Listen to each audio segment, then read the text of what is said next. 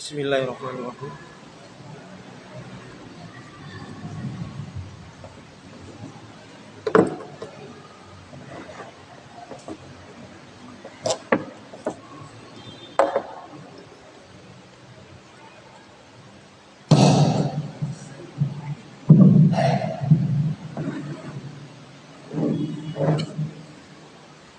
Bismillahirrahmanirrahim.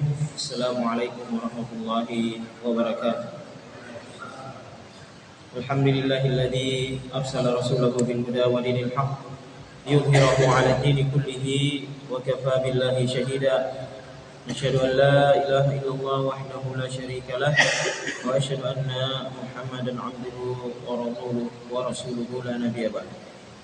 Amsayna 'ala fitratil Islam wa 'ala kalimatil ikhlas wa 'ala dini nabiyina Muhammadin sallallahu alaihi wasallam wa 'ala millati abina Ibrahim hanifan muslima wa ma kana minal musyrikin. Allahumma bika amsayna wa bika asbahna wa bika nahya wa bika namutu wa ilaika nusyur. Jamaah salat maghrib yang insyaallah dirahmati oleh Allah Subhanahu wa taala.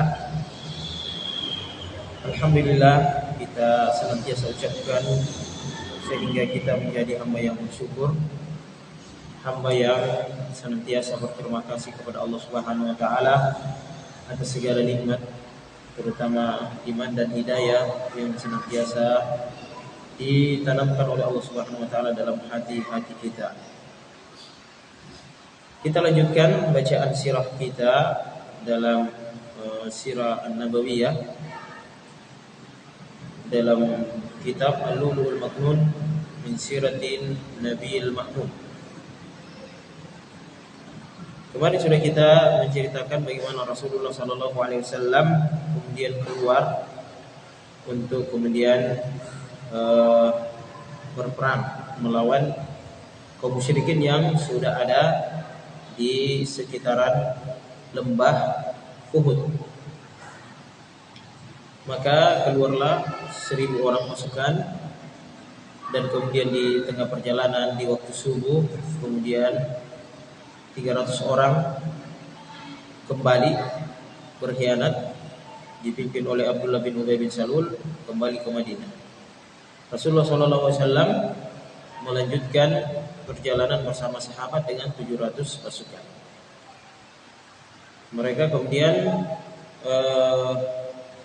berusaha mengitari atau cari jalan yang kemudian membuat mereka tidak bertemu dengan pasukan musuh, karena pasukan musuh ini sudah di lembah Uhud dan dia sudah berada di sebelah utaranya Madinah.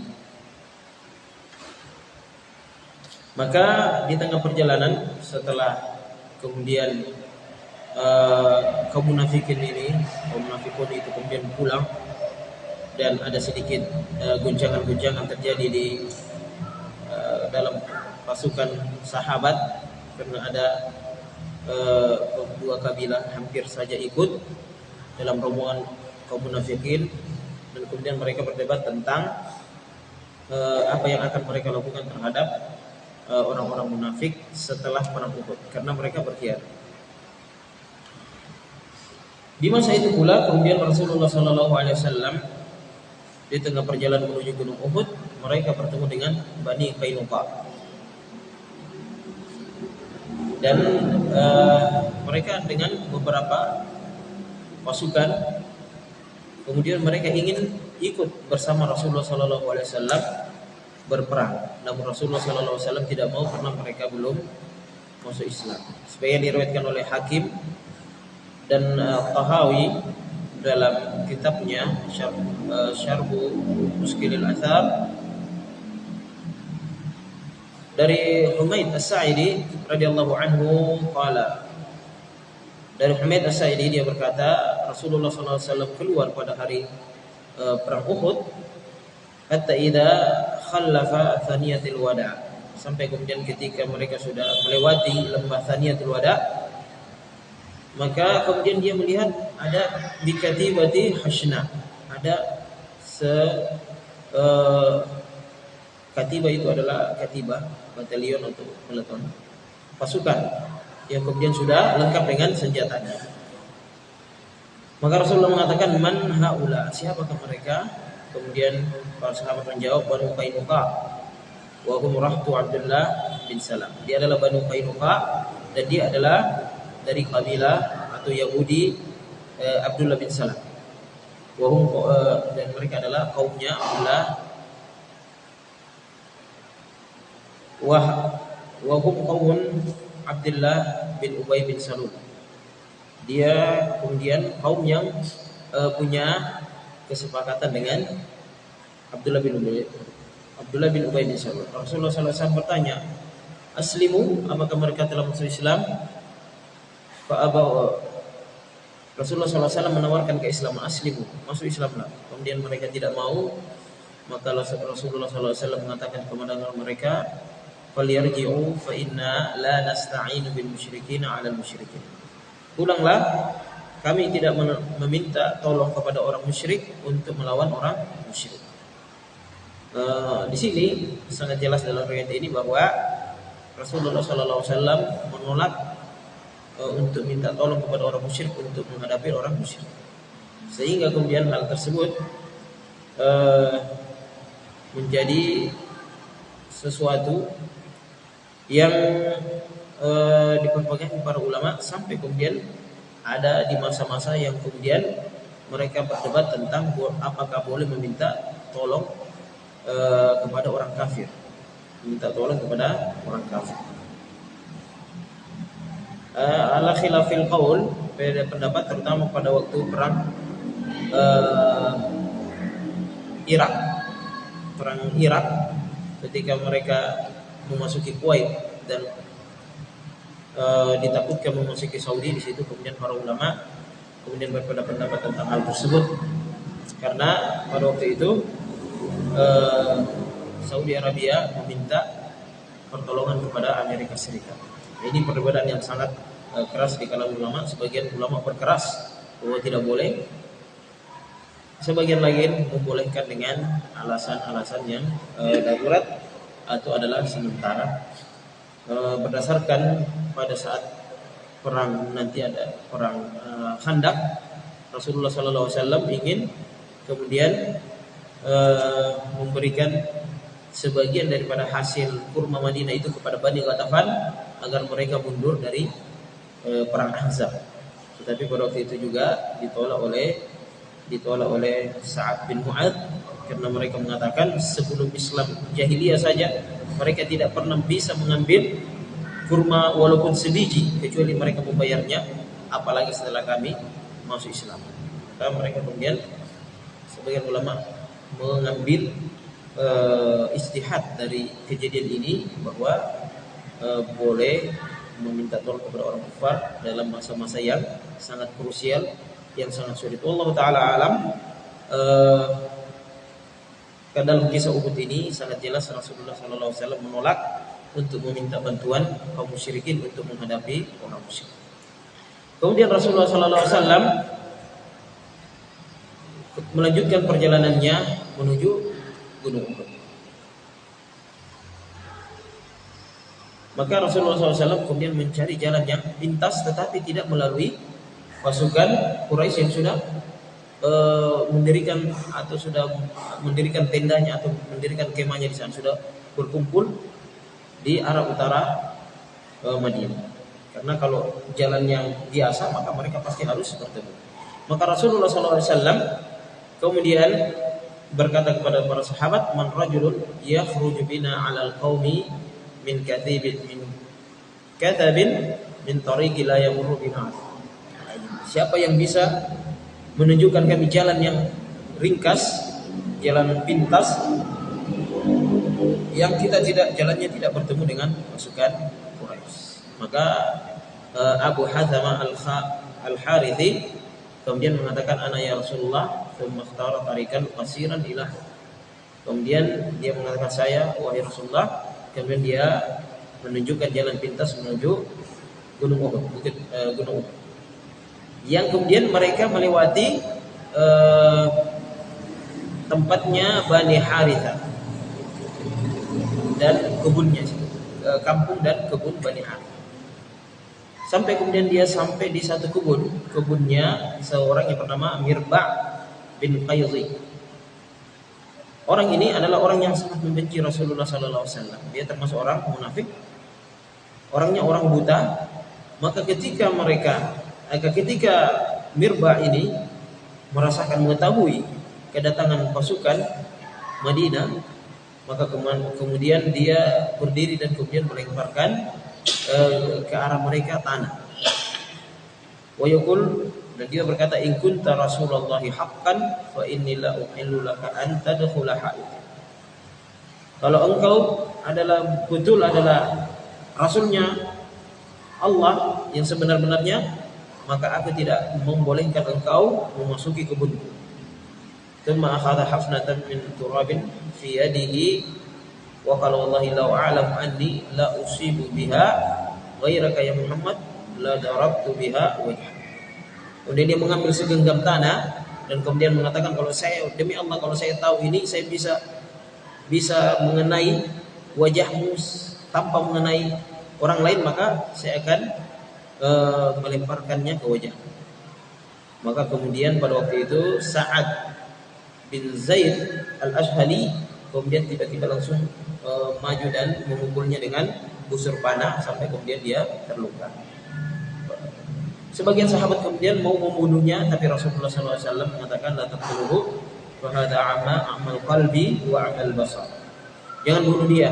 Orang ini adalah buta hati, buta asli, buta mata dan juga buta hati. Maka Rasulullah SAW melanjutkan perjalanannya sampai kemudian dia sampai di lembah Uhud, di samping di sisi gunung Uhud. Maka Rasulullah SAW mendirikan tempatnya atau muaskar, posisinya di tempat tersebut. Mereka menjadikan gunung Uhud itu di belakangnya. Kalau gunung Uhud itu dijadikan di belakangnya, dan kemudian dia di hadapannya adalah Madinah. Dan pasukan kaum musyrikin itu antara gunung Uhud dan kemudian Madinah. Jadi antara Rasulullah SAW dan Madinah, disitulah posisi pasukan kaum musyrikin. Perlu diketahui bahwa Rasulullah SAW itu terlambat datangnya, duluan pasukan musyrikin mengambil posisi di situ. Tapi Rasulullah SAW kemudian mencari tempat yang baik kepada pasukannya. Kalau perang Badar dulu, memang Rasulullah SAW yang duluan sampai di Badar, sehingga dia mengambil posisi yang terbaik di depannya sumur Badar. Ketika perang Uhud, Rasulullah SAW kemudian memunggungi gunung Uhud itu, karena dia lihat pasukan yang Quraisy ini agak maju ke sana, maka dia kemudian mengambil posisi di gunung. Dan kemudian Jabal Ainain, Jabal, ada bukit, dia tidak termasuk Uhud, itu di sebelah kirinya, dan ini nanti yang disebut dengan Jabal Rumah, tempatnya pemanah itu. Di sebelah kanannya juga kemudian masih gunung.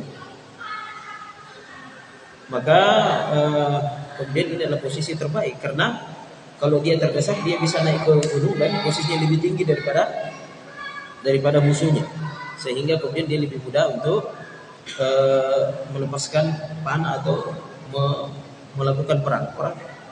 Kalau mendaki kan lebih sulit ya, karena dia lebih di bawah. Maka Rasulullah SAW kemudian menyusun pasukan. Menyusun ketika subuhnya, pagi hari Sabtu ini hari peperangan, Sabtu 15 Syawal, Rasulullah SAW kemudian menyusun pasukan. Maka Rasulullah SAW menyuruh atau menjadikan Abdullah bin Jubair bin Nu'man Al-Ansari Al-Ausi itu bersama 50 pemanah itu untuk berada di Jabal Rumah. Kalau yang pernah umrah mungkin lihat itu di sampingnya kuburan syuhada Uhud itu ada bukit, bukan gunungnya bukit karena pendek, tidak terlalu tinggi, sekitar 20 meter atau 25 meter tinggi, tidak sampai. Itu sebentar sekali saja kita naik ke atas. Disitulah kemudian pasukan pemanah yang 50 ini ditempatkan oleh Rasulullah Sallallahu Alaihi Wasallam.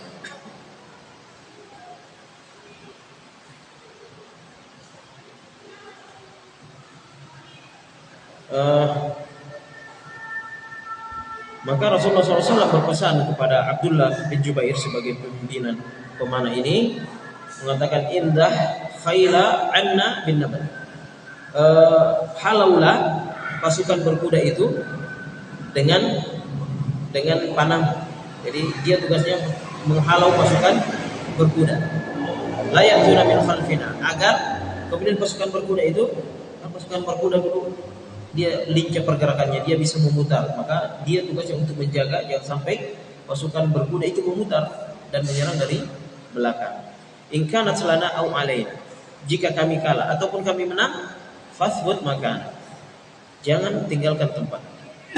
La nutiyanna min qibali, jangan sampai mereka menyerang kami dari arahmu, artinya dari posisi kalian berada. Ini tugas kalian itu halau pasukan berkuda ini, jangan sampai dia kemudian menyerang dari belakang. Itu saja tugasnya 50 orang. Dalam riwayat lain disebutkan, disebutkan Imam Ahmad, Rasulullah SAW bersabda, mewasiatkan kepada mereka, uhmu zuhuruna, jaga punggung kami. Maksudnya jangan sampai ada yang dari belakang, pasukan musyrikin ini ada menyerang dari belakang. Karena ini peperangannya ini pas di tengah lembah ya, pas di tengah lembah kan, orang bisa memutar. Orang bisa memutar, apalagi mereka membawa 200 pasukan berkuda. Itu kuda kan bisa pergerakan sangat cepat. Fa in ra'aitumuna nuqtal fala tansurun. Kalau kamu lihat kami dikalahkan atau sudah mulai terbunuh, terdesak, maka tidak usah kamu turun untuk menolong kami. Wa idza ra'aitumuna qad ghadimna fala tushrakuna. Kalau juga kamu melihat kami sudah menang dan kami sudah mulai mengambil harta ghanimah, tetap di tempat dan jangan ikut bergabung.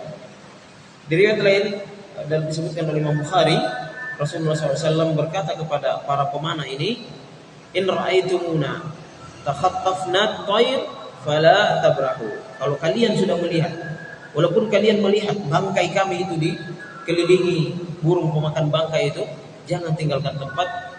Maka anakum hatta ursila ilaikum, sampai saya mengutus seseorang kepada kalian. Wa in ra'aitumuna hazamnal qaum wa uta'nahum, kalau kalian melihat kami mengalahkan mereka dan kami sudah membunuh mereka, fala tabrahu hatta ursila ilaikum, jangan juga tinggalkan tempat sampai kemudian saya mengutus seseorang kepada kalian. Artinya mengutus seseorang yang memerintahkan apa tetap di tempat atau kemudian bergabung. Maka ini yang pertama, Rasulullah SAW menempatkan pasukan pemanah di Jabal Rumah, di bukit Rumah ini. Jabal Ainain disebut di belakang hari adalah Jabal Rumah, terkenal. Kemudian Rasulullah SAW menjadikan pasukan sebelah kanan itu dipimpin oleh Munzir bin Amr, dan kemudian di sebelah kiri dipimpin oleh Zubair bin Awwam. Jadi sayap kanan dipimpin oleh Munzir bin Amr, dan sebelah kanan Munzir bin Amr, dan kemudian sebelah kiri Zubair bin Awwam, dibantu oleh Miqdad bin Amr. Karena Zubair diberikan khusus perintah kepada Rasulullah SAW untuk selalu menjaga Khalid bin Walid. Jadi dia terus jaga pergerakannya Khalid bin Walid. Itu tugasnya Zubair bin Awwam. Selain dia memimpin bagian kiri pasukan, dia tugasnya untuk menjaga Khalid bin Walid. Maka kemudian Rasulullah SAW ini kita melihat bagaimana kehebatan Rasulullah SAW atau bagaimana taktik strateginya dalam perang Uhud. Beda sekali dengan perang Badar. Karena di perang Uhud ini dia datang terlambat, dan di perang Badar dia datang duluan. Maka Rasulullah SAW di sini memperlihatkan bagaimana kemudian melihat kondisi, bagaimana seorang panglima itu dia melihat cepat, melihat keadaan. Satu kali dia lihat, dia sudah tahu di mana posisi yang terbuka, mana yang. Jadi maka ketika melihat medannya sangat terbuka, maka dia menempatkan pasukan pemanah itu untuk menutup celah, karena tidak ada celah lain selain dari bukit itu. Celah di sini gunung, tinggal ini saja bukit yang kemudian bisa dipakai pasukan Quraisy itu untuk memutar. Maka Rasulullah SAW menempatkan di sana pasukan pemanah untuk menjaga agar mereka tidak diserang dari belakang. Karena ini mereka melawan 3.000 orang, lumayan banyak. Mereka 100 saja dari belakang itu sudah bisa kocar-kacir kaum muslimin. Maka disinilah kita lihat Rasulullah SAW itu sangat cermat dalam menempatkan pasukan. Dan itu sudah Allah Ta'ala, ini juga mungkin merupakan wahyu dari Allah Subhanahu Wa Ta'ala. Karena sejak hijrah itu dia Rasulullah SAW itu menempatkan orang pada tempatnya sesuai dengan kebutuhan Rasulullah SAW. Ada Abdullah bin Muraikid yang kemudian sebagai penunjuk jalan, ada Amir bin Fuhaira yang kemudian sebagai orang yang mengembala kambing, dan juga ada Asma yang membawakan makanan, Abu Bakar yang menemani, kemudian Abdurrahman anaknya Muhammad bin Abu Bakar yang kemudian yang memberikan info. Nah ini yang hal-hal seperti ini bagi kita bagus sering dibaca dan kemudian dilihat dalam taktik, bagaimana taktik militer. Kalau hijrah itu bagaimana taktik melepaskan diri dari kepungan musuh. Nah, itu banyak dipelajari oleh pasukan-pasukan elit dunia. Bagaimana caranya Rasulullah SAW itu, dan kemudian dipraktekkan dalam kehidupan nyata atau dalam kondisi saat ini. Itu banyak dipelajari bagaimana Rasulullah SAW itu kemudian bisa keluar dari Mekah tanpa ditangkap oleh pasukan Quraisy, oleh orang-orang Quraisy. Kita kembali dalam perang Uhud. Kemudian Rasulullah SAW memberi semangat kepada para sahabat. Nah, ini penting juga, ini semangat. Seorang pemimpin, jenderal, panglima, ini harus memberikan semangat. Kalau kita lihat sekarang perang Ukraina, itu coba kita lihat presidennya itu dengan tidak keluar dari Ukraina, dan terus setiap hari itu diupload video untuk memberi semangat dan memberikan pesan kepada warga itu untuk tetap tinggal. Beda dengan kejadiannya Afghanistan. Maka begitu kacau balau, maka yang pertama kali lari ya presidennya. Maka yang dibawa tinggal menyerah saja. Maka ini penting sekali, seorang panglima itu harus menumbuhkan moral daripada pasukannya, walaupun sedikit. Tetapi siapa yang moralnya yang naik, maka dia yang insya Allah yang akan menang, apalagi dengan bantuan Allah Subhanahu wa Ta'ala. Rasulullah SAW menyuruh mereka untuk bersabar, dan kemudian sabar, tidak lari, tetap teguh ketika bertemu dengan pasukan kaum musyrikin. Dan ketika itu Rasulullah SAW kemudian menawarkan, ada pedangnya Rasulullah SAW patah, kemudian ditawarkan pada sahabat. Man ya'khudhu minni hadzal sayf? Siapa yang mau ambil ini pedang patah? Fa basatu aydihim kullu insanin minhum yaqulu ana. Maka semua para sahabat itu mau membentangkan tangannya dan mengatakan saya. Kemudian Rasulullah mengatakan, faman ya'khudhuhu bihaqqihi. Siapa yang mau mengambilnya tapi dengan ada haknya, ada yang harus dia tunaikan. Maka pada waktu itu orang semua kemudian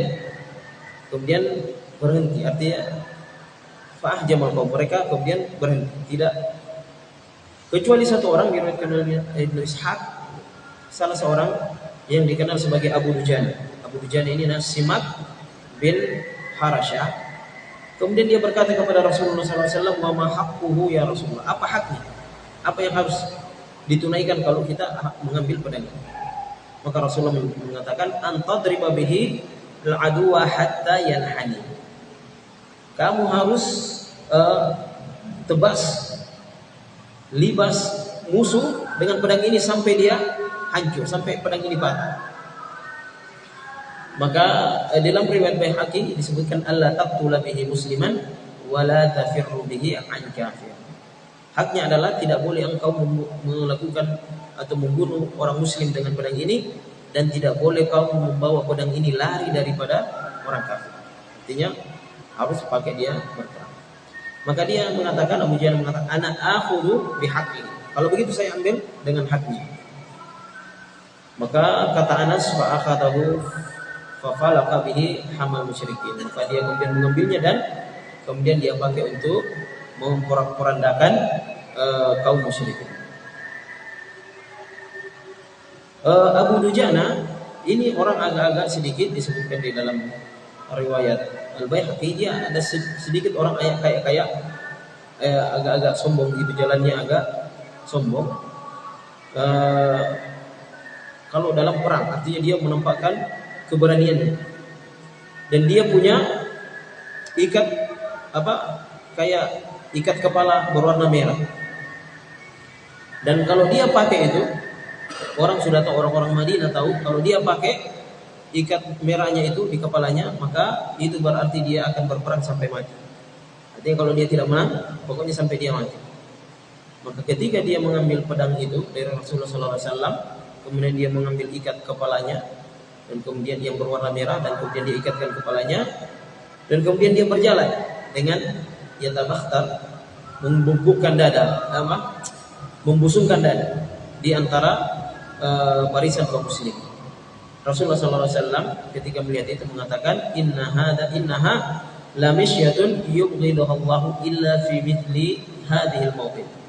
Sesungguhnya cara jalan ini adalah cara jalan yang dibenci oleh Allah Subhanahu wa taala, kecuali di tempat seperti ini. Artinya kecuali di perang, tidak apa-apa kita sombongkan diri di perang. Dalam perang itu tidak apa-apa kita sombongkan diri, tidak apa-apa kita berbohong. Al-harbu al-khida. Perang itu adalah tipu daya. Maka tidak apa-apa kita bohong, dan kemudian tidak apa-apa kita sombongkan diri terhadap musuh. Kita remehkan dia, tidak masalah dalam perang. Maka dalam perang kita menyombongkan diri kepada musuh itu disukai. Kalau tidak dalam keadaan perang, maka dia selalu sesuatu yang dibenci oleh Allah Subhanahu wa taala. Maka di sini bolehnya menampilkan kesombongan ketika kita dalam keadaan perang. Kita seperti meremehkan musuh, atau kemudian supaya ciut nyalinya, supaya dia kemudian mentalnya jatuh, dan kemudian mereka dengan mudah dikalahkan atau mudah.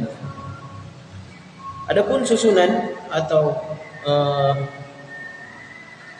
persiapan pasukan kaum musyrikin kufar Quraisy, maka mereka juga menyusun pasukannya dengan bersaf-saf. Jadi model biasa orang perang dulu saf-saf bersaf-saf, ada barisan pertama, kedua, ketiga, begitu. Pimpinan umumnya adalah Abi Sufyan. Di sebelah kiri ada Ikrimah bin Abi Jahal sebagai panglimanya. Kemudian di sebelah kanan ada Khalid bin Walid yang kemudian sebagai juga pimpinan pasukan berkuda. Karena pada waktu itu mereka mempunyai 200 pasukan berkuda pada waktu itu. Dan kemudian pasukan yang berjalan kaki dipimpin oleh Safwan bin Umayyah, ada yang mengatakan dipimpin oleh Amr bin Aus. Dan mereka pada waktu itu punya 100 pasukan pemanah yang dipimpin oleh Abdullah bin Abi Rabi'ah. Dan kemudian bendera mereka serahkan kepada Bani Abdiddar. Dan Bani Abdiddar ini memang sejak meninggalnya Qusay dan dibagi-bagilah. Qusay ini adalah kakeknya Rasulullah SAW yang keempat. Pada waktu Qusay itu dia memegang semua, hampir dia bisa dikatakan sebagai rajanya Quraisy, karena dia pegang semua. Dia pegang parlemennya, tempat musyawarahnya, dia pegang panglimanya, dia pegang benderanya, dia yang memberi makan dan minum orang yang haji, dia sebagai duta, semuanya dia pegang. Sampai kemudian setelah dia meninggal, anak-anaknya membagi-bagi semua kedudukan tersebut. Dan Bani Abdiddar adalah orang yang kabilah yang kemudian diberikan bagian sebagai pemegang bendera ketika terjadi perang. Jadi, waktu perang Badar juga mereka yang Abdiddar ini yang memegang bendera. Maka ketika sudah dibagi seperti itu, kemudian Abu Sufyan ini diantara juga dia termasuk lumayan cerdas, cuma ya tidak, artinya masih di bawah Rasulullah SAW. Dia cuma bisa memainkan emosi saja. Akhirnya dia mendatangi Bani Abdiddar ini, dan dia mengatakan sesuatu agar Bani Abdiddar ini kemudian berlipat-lipat kemarahannya dan kemudian berlipat-lipat semangatnya untuk menjaga harga dirinya. Maka dia mendatangi Bani Abdiddar dan kemudian mengatakan kepada Bani Abdiddar, "Ya Bani Abdiddar, innakum qad walaitum liwa'ana yaum Badr." Wahai Bani Abdiddar, kamu ini dulu yang pegang, kemarin tahun lalu kamu yang pegang bendera pada perang Badar. Wa asabana ma qad ra'aitu. Dan kita sudah menderita kekalahan sebagaimana yang engkau tahu. Wa innama yu'tan nasu min qibali rayatihim wa idza zalat zalu. Maka pasukan itu akan dilihat dari benderanya. Kalau bendera itu jatuh, maka mereka akan jatuh semua mentalnya. Fa imma an takuffuna liwa'ana, maka kamu boleh pilih, apakah kamu menjaga bendera itu, wa imma an takhallu bainana wa bainahu fanakfikum, atau kamu serahkan, kamu turun meninggalkan bagianmu sebagai pemegang bendera, dan kemudian kami akan menjadi pengganti kalian. Maka kemudian Bani Abdiddar ini kemudian marah dan hampir memukul Abu Sufyan. Kemudian mengatakan, kemudian mengatakan, nahnu nusallim ilaika liwa'ana. Kamu mau kami memberikan bendera ini kepadamu? Tidak. Sata'lamu wadan idal takhayna kaifa nasna. Besok kamu lihat bagi apa yang kami akan lakukan. Wa qad thabatu inda ihtidamil ma'raka hatta ubida an bakrati abihim. Dan kami dan kemudian mereka betul-betul mempertahankan bendera itu sampai habis dari kabilah habis pejuangnya dari Bani Bakar ini, Bani Abdiddar. Maka nanti peperangan itu yang banyak diterakam dalam sejarah dalam perang Uhud itu dalam perpindahan bendera dari Bani Abdiddar, dari saudaranya, kemudian ke anaknya sampai mereka habis. Sampai kemudian bendera itu tidak ada yang mau ambil. Karena semua yang ambil bendera itu pasti mati. Maka kemudian setelah itu ada beberapa usaha-usaha yang dilakukan oleh kufar Quraisy untuk membelah pasukan kaum muslimin. Yaitu mereka, kemudian Abu Sufyan mengirimkan surat kepada kaum Ansar. Dan kemudian dia dalam surat itu mengatakan, "Ya ma'syaral Aus wal Khazraj, wahai orang Aus dan Khazraj, khallu bainana wa baina ibni ammina nansarif anhu." Biarkan kami bertempur dengan anak paman kami dan kami tidak akan memerangimu. Fa innahu la hajata lana bi qitalikum. Kami tidak punya kebutuhan, kami tidak perlu untuk memerangi kami. Sebenarnya kami itu tujuan kami bukan kamu. Dan ini taktik yang banyak terjadi dari dulu sampai sekarang dilakukan oleh orang-orang kufar.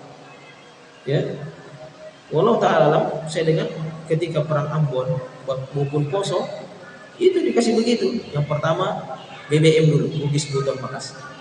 Setelah ini tidak ada, baru lagi sama juga yang Poso. Dan memang kita harus, dan mereka merasa aman, bukan kita. Nah, setelah dia baru kelabakan kemudian ketika dia di sini. Maka ini adalah taktik sejak dari dulu orang kufar itu berusaha untuk membela atau membagi-bagi pasukan kaum muslimin. Maka ini pentingnya kemudian kaum muslim itu kemudian senantiasa menyatukan kalimat, menyatukan barisan, sehingga ketika yang satu diserang, yang lain juga merasa dia diserang atau dia harus membantu juga yang lain, sehingga kita kemudian tidak mudah. Karena kalau dibelah-belah, ketika Belanda datang juga begitu kan, daerah-daerah dikuasai, tidak, di sana kamu tidak, saya serang ini saja, Maluku saja. Lama-lama satu-satu diambil, bahkan Bone dengan Makassar kemudian diadu domba kalau di kita ya. Di tempat lain juga seperti begitu. Nah, selalunya yang dipakai oleh musuh-musuh Islam itu selalu seperti ini, politik belah bambu, atau dia membagi, berusaha untuk membelah atau mencerai-beraikan pasukan kaum muslimin. Namun hal tersebut tidak berhasil. Apa yang dilakukan oleh Abu Sufyan tidak berhasil. Kemudian setelah tidak berhasil, kemudian keluarlah seseorang yang merupakan dulu pemuka daripada kaum Ansar yang bernama Abu Amir Al-Fasik. Ini bapaknya Hanzalah yang nanti ada ceritanya sendiri. Dia dimandikan oleh malaikat. Namanya Abdul Amr. Dia ini adalah munafik, dan dia kemudian ketika Rasulullah SAW masuk ke Madinah, datang pertama kali di Madinah, dia tidak menyukai Rasulullah SAW. Bahkan mereka kemudian dalam perang Uhud ini keluar bersama 15, ada yang mengatakan 15 orang, ada yang mengatakan 50 orang, itu kemudian bergabung di barisannya pasukan kufar Quraisy. Dia kemudian mendatangi orang Ansar, orang Aus dan Khazraj, dan kemudian dia berkata mengajaknya untuk kemudian berhenti, tidak ikut berperang dalam perang ini. Kemudian dia datang dan mengatakan, ya ma'saral Aus, ana Abu Amr, wahai Aus. Dia adalah tokohnya atau pemuka di antara pemuka kabilah Aus. Dia mengatakan, wahai orang Aus, saya adalah Abu Amr. Faqalu, maka orang Aus mengatakan, la an'amallahu bika ya fasik. Semoga Allah tidak memberikan nikmat kepada wahai orang fasik. Dan Rasulullah yang pertama kali yang memberikan dia nama fasik. Maka dia mengatakan, laqad asaba qaumi ba'di syarr. Maka kaumku sudah mendapatkan sesuatu yang buruk setelahku. Fataramau bil hijara hum wal muslimuna hatta walla Abu Amir. Kemudian mereka saling melempar batu sampai kemudian Abu Amir ini dan teman-temannya, konco-konconya kemudian pergi dari tempat muslim. Dan ini diantara kemudian usaha-usaha yang dilakukan oleh orang-orang musyrik, orang-orang kufar Quraisy untuk membuat konsentrasi kaum muslim itu pecah, atau mau membelah pasukan kaum muslimin. Di antara juga yang disebutkan di sini yang dilakukan oleh orang kufar Quraisy adalah, kita sudah sebutkan kemarin bahwa ada yang ikut bersama mereka itu 15 wanita yang dipimpin oleh Hindun binti Utbah, istrinya Abu Sufyan. Yang kemudian perempuan inilah yang kemudian memukul gendang mengelilingi barisan-barisan pasukan kufar Quraisy, mengingatkan mereka tentang peristiwa Badar, memompa mereka semangat untuk membunuh kaum muslimin, untuk mengambil darah daripada orang-orang yang yang meninggal pada perang Badar. Maka perang Uhud ini tidak seperti perang Badar. Perang Badar dimulai dengan mubarazah, ya, ada adu tanding. Ada 3 orang, Hamzah, dan kemudian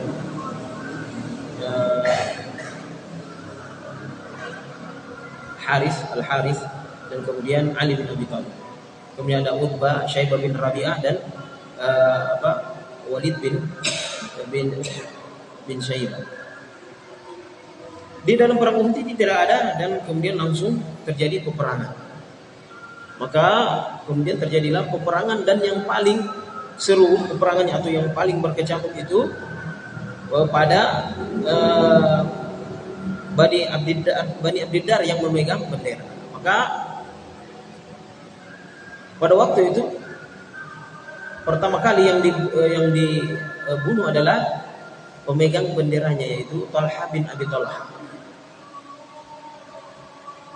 Setelah dibunuh Talha bin Abi Talha, kemudian diambil oleh saudaranya yaitu Abu Syaibah, Utsman bin Abi Talha. Kemudian dia maju berperang, maka dihadang oleh Hamzah dan kemudian dia ditebas lehernya, kemudian mati. Kemudian diambil lagi bendera itu oleh Abu Sa'id bin Abi Talha.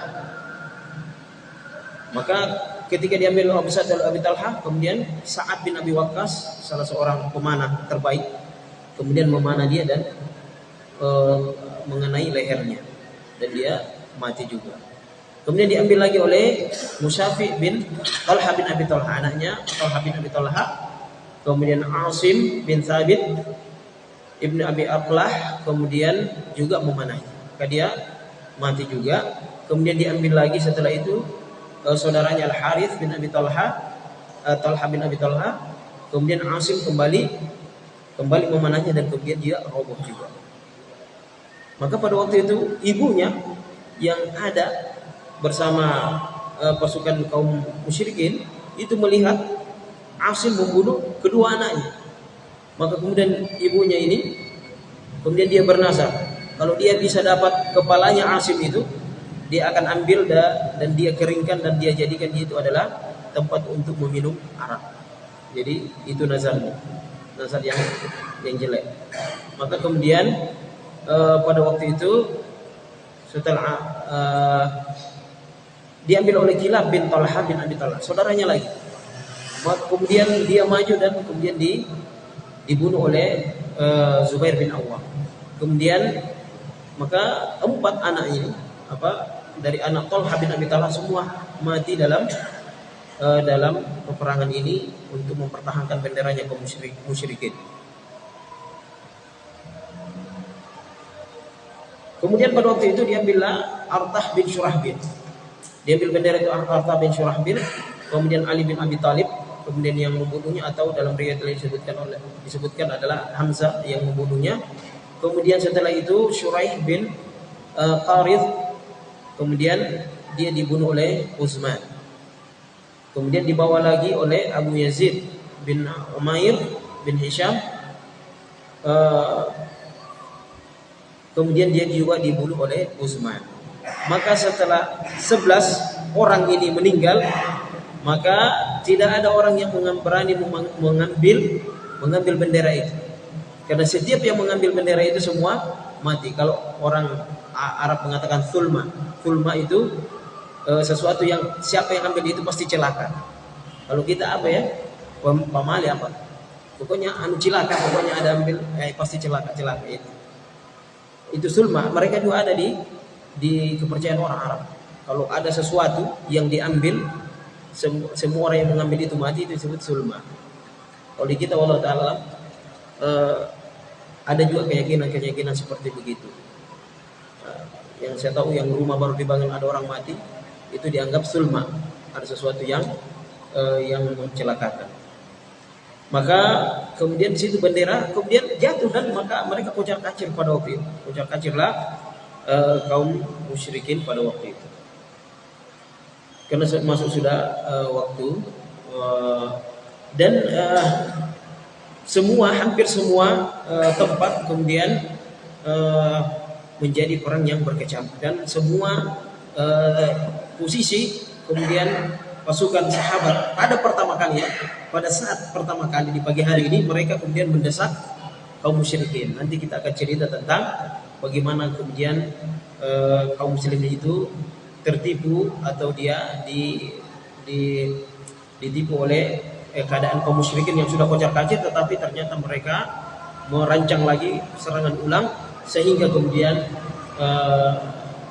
mereka menyerang dari belakang sehingga hampir Rasulullah SAW itu kemudian hampir saja dia menderita luka. Artinya sampai nanti Talha bin Ubaidillah itu sudah menjadi tameng hidup. Jadi tameng hidup tinggal dia sendiri yang bersama Rasulullah. Orang sudah kocar-kacir. Orang kalau perang yang model dulu, kalau sudah kocar-kacir itu sudah tidak ditahu siapa yang ditebas, siapa yang menebas. Memang kadang-kadang itu dalam perang seperti dulu sudah tidak ditahu siapa. Pokoknya semua yang mendekat mau tebas semua karena sudah takut. Dan namun di akhir tetaplah kembali kaum muslimin kembali bisa menguasai keadaan, walaupun akhirnya korban dari kaum muslimin itu sangat banyak terjadi di perang Uhud. Dan nanti insya Allah banyak kemudian hikmah yang dipetik dari perang Uhud ini yang insya Allah kita akan lanjutkan nanti pada pekan selanjutnya. Subhanakallahumma bihamdik, nasyhadu an la ilaha illa anta, nastaghfiruka wa natubu ilaik. Wassalamualaikum warahmatullahi wabarakatuh.